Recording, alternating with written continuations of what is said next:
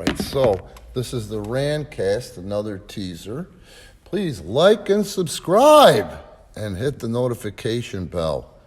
This is the second teaser. We're doing this on April 19th, 2022 from the Randatorium. And we're doing this to garner interest for all y'all to please support us and stream our content, including our podcast in its entirety with no commercials on Patreon. Pivotshare, pro wrestling tees, we got to stop taking that for granted. Please visit our official merchandise shop on Pro Wrestling Tees, and what I want to talk about right now is our training. And that's what we do here. We have a studio north in Chicagoland, in Chicagoland. We train guys, gals, on Tuesdays and Wednesday evenings and Saturdays in the afternoon, and then we tape wrestling every Saturday night in the studio, the same studio. And that's what we do. You can only learn, no matter what anyone tells you, so much in a training atmosphere. When you get to a certain point, you've got to be able to perform in front of a live crowd to get the feel for it. And that's what we do different, Casey and I, more than the rest of these so-called trainers, and I can't think of any that are really that qualified. But I've been everywhere and anywhere. I was there, the last of the full-time crew in the USWA in the Memphis territory. I was their last crew in World Class Championship Wrestling.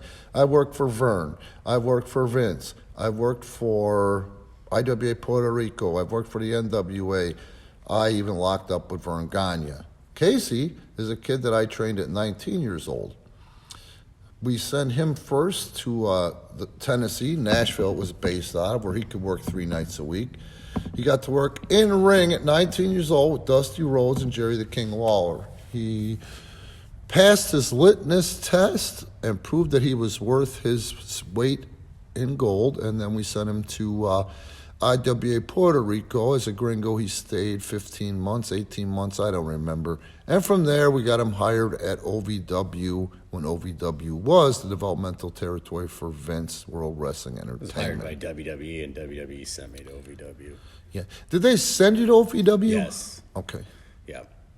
Because you were on the roster. I signed with WWE and then went to OVW until they figured out what they wanted to do with me, pretty much. That's what I'm trying to get at. Like, you weren't mandated. You were actually on the roster, not mandated to work OVW shots. No. But you did. No. Initially, That's what I'm talking Initially, I was. Okay. When I was actually, though, on the road for WWE, SmackDown, ECW, whatnot, I would still work OVW, which I wasn't mandated, but I still did. So initially, yes, I was obligated to work for OVW. Yeah, okay, I got you. So we're well-traveled, probably the most two well-traveled that are training people today. Also, he just said it right there, the difference between us and the rest of that crap. This is Chicago area. The guy did 3 jobs for WWE back in the 90s, I think. Got his ass handed to him by Layfield, and thinks that he's a fucking trainer. Like, that's the highlight of his career. Did a high spot or 2 in a match with Taka and Layfield, and that was an odd pairing, and then Layfield just beat the shit out of him. That was going to be my spot, but Tony Grea got me out of it to have a dark match with a guy that you all know now as the Edge, because they knew putting Rand in the ring with them that they were going to get an opportunity to see what the kid was made of, as everybody else he was working with from the areas were just trying to take advantage of him and get over on him. So, that being said, with our stuff, like, I'm not going to say who, and I'm not going to, this isn't a bashing thing, dude, and I didn't even tell you this yesterday. This guy says to me in regards to my Cardona post. Oh, no, Brian Cage. We just talk about Brian Cage. Okay. Hey, I read the Brian Cage story from Fightful. What makes him so average? I don't think I know enough yet to completely tell. You know what I mean? That was from one of our students. He asked a question. I appreciate that question, but this is the thing. If you ask me that question is exactly why he's just average. I can't tell. He doesn't stick out. He's not a standout. Yeah, there you go, right? You know? And this kid, I respect the question because he only knows what he knows from the internet. I'll bet half of the people that support Brian Cage don't haven't even seen his matches. Right. They just know him from the internet results. Probably. And, you know, guys that'll fucking feed his little ego, you know? Yeah. Sean and Brett were marked for themselves. How did that work out? Oh, you're asking me, Sean and Brett? Well, Brett left, and Sean shortly thereafter took his ball and went home. They didn't draw as well as their predecessors. I think if you check the math or the dates, those were the lowest rated Raws. That's when Bischoff was beating him because he had Sean and Brett in the top stuff. Not always against each other, but I'm just saying, like, I'm not busting on either one. Both are outstanding workers, but the bottom line is they didn't have that larger than life. And I'm definitely not saying they were average.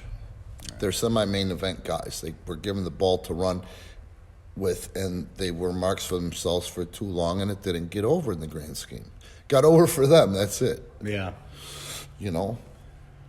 So, yeah, so that's that. But anyway, I like the fact that he asked that question. Now, we're training a kid right now. He's just a teen, and I don't want to go into his age, but he's just a goofy, gawky teen.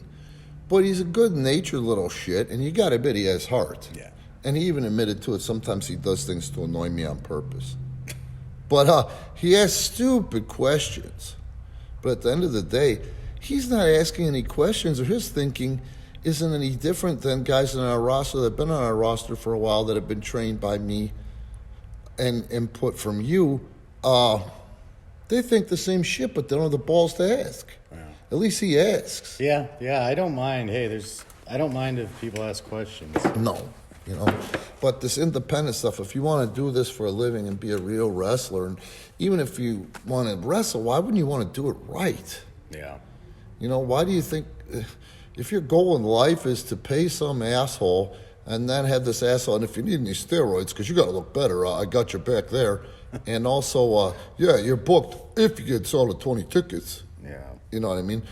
I don't know. That kind of sounds like people taking advantage of other people, but hey, what the fuck do I know, you know? But the point I'm trying to make is if you want to do it right, I mean, if you want to do it, why not do it right? And number two, never say never. You should see how dorky Colt Cabana was when he had his first match for me. You should see how dorky CM Punk was when he had his first match for me. Dorky and small. And said that he would never buy gear or wrestling boots. He was going to work in Doc Martens. I think the biggest thing is, you know, I mean, me and Randy, we have the credentials, combined 50 years experience in this industry. We've worked for everybody. I've worked for Vince. Randy's worked for all the territories.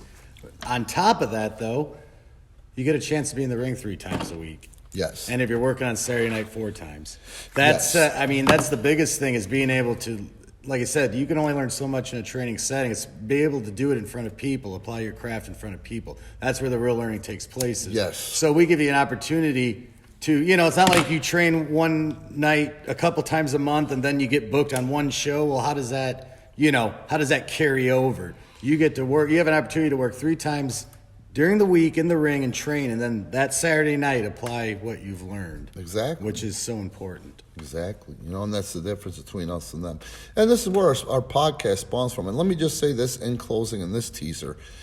In this teaser, what the fuck was I going to say? I was going to smell like a Glade plug-in. No, it's not Glade. It's the other one. Febreze. I think it's Febreze. Febreze plug-in. Damn it, I had something profound and then I lost it. Huh. Oh, yeah. So sorry about the website. Like, our training information's on the website. I personally don't control the website, so the website never gets updated. It sucks ass. But we are doing something right because we've got 48.4K subscribers on our YouTube channel. You talk about exposure, like, I want to go out and do the indies, man, and get exposure. Well, guess what? We're still number 33 of the top 100 wrestling YouTube channels in the world. There's your fucking exposure. You know what I mean? And don't forget to like, subscribe, and Patreon. I'm going to keep pimping Patreon. They are the most creator-friendly service. I'm going to go ahead and say stream our stuff on Patreon.